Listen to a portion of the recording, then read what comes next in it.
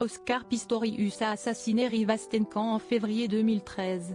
Condamné à plus de 13 ans de réclusion, l'ex-champion paralympique a été placé en liberté conditionnelle le 5 janvier 2024.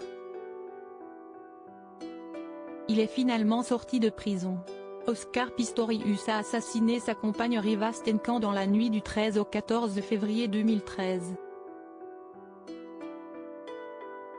Jeune mannequin, elle avait 29 ans à l'époque. L'ex-champion paralympique sud-africain a tiré sur elle à 4 reprises, à travers la porte de la salle de bain de son domicile, située dans la ville de Pretoria. Près de 11 ans après ce meurtre, le sportif amputé de ses 2 jambes a été placé en liberté conditionnelle, le matin du vendredi 5 janvier 2024.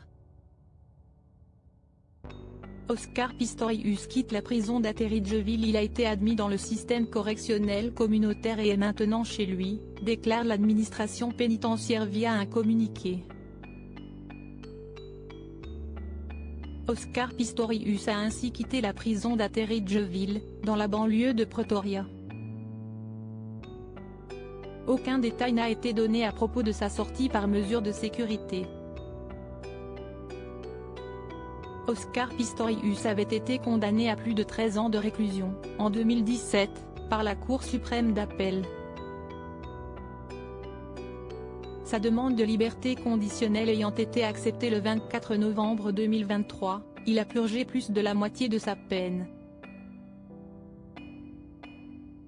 Mort de Rivastenkan, ses parents condamnés à vie face à cette libération anticipée. June Stenkan, la mère de la victime, a expliqué que la justice ne serait jamais totalement rendue à Riva, qu'importe la durée de l'emprisonnement d'Oskar Pistorius. Elle ne s'est pas formellement opposée à sa libération. Nous, qui sommes encore là, nous sommes condamnés à vie, regrette-t-elle dans une déclaration écrite, dans la mesure où l'être cher ne reviendra jamais. Oskar Pistorius a rencontré, durant l'année 2023, les parents de Rivastenkan. Il s'agit d'une étape obligatoire avant que la liberté conditionnelle ne soit accordée, afin que le coupable se rende compte de l'ampleur de ses actes criminels. Le sextuple champion paralympique, surnommé Blade Runner, a, lui, interdiction formelle de s'exprimer dans les médias.